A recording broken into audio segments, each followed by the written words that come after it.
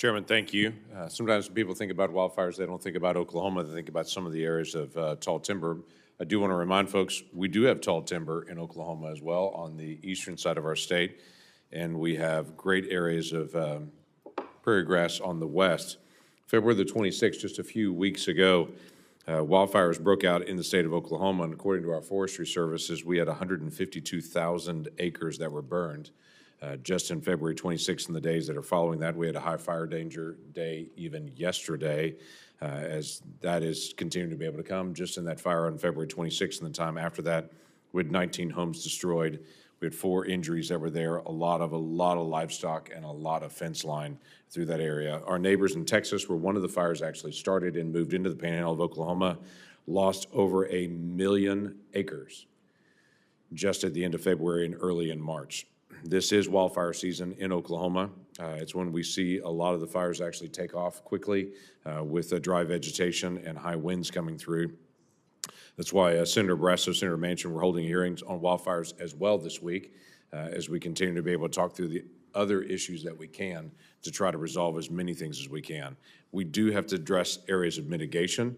That's grazing, that's prescribed burns, that's timber harvesting, that's removal of hazardous fuels. And the hazardous fuels for us in Oklahoma is actually the red cedar, which actually just explodes when fire gets near them as well. So it is a big issue for us. It is an invasive tree. It takes off quickly.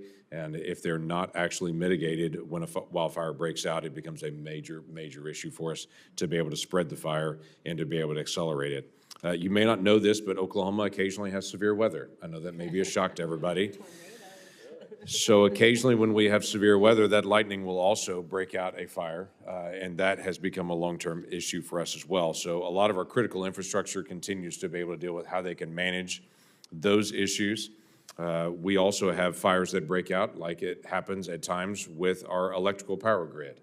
And so that is an issue that we still need to be able to resolve, and it will be hopefully a part of our conversation today on grid wildfires, as well as occasionally a lightning strike that hits an oil battery or whatever it may be, or just to be able to catch some of the grass on fire and it takes off from there. Among our witnesses today, they're coming from states with a lot of federal land. Federal bureaucracy, I would say, should not prevent us from quickly responding to wildfires. We do have some additional contracting issues as far as the date of contract. So for instance, in Oklahoma, our date of contracting for wildfire assistance begins on March the 1st. Did I mention that our wildfires came in on the end of February this year? And so just getting federal assistance to be able to come in, because for our wildfires happened to come in before the contracting date set, created additional problems for us. So we do have some red tape we've got to be able to work through. When disaster strikes, we should be able to respond to those. One of the issues that Senator Daines, Representative Issa, and I are working on to remove some of the red tape is on the hiring issues. We have a bill called Direct Hire to Fires Act that we're working to be able to make sure that we can actually get to some of those firefighters faster to the task on it, to be able to resolve some of the hiring issues so we're not having to have those delays just in the hiring to be able to get folks on the ground. So appreciate the hearing. This is a big issue for us nationally. It is a tremendous cost to the federal taxpayer, but it's a bigger cost to those that are actually impacted by the fire on the ground.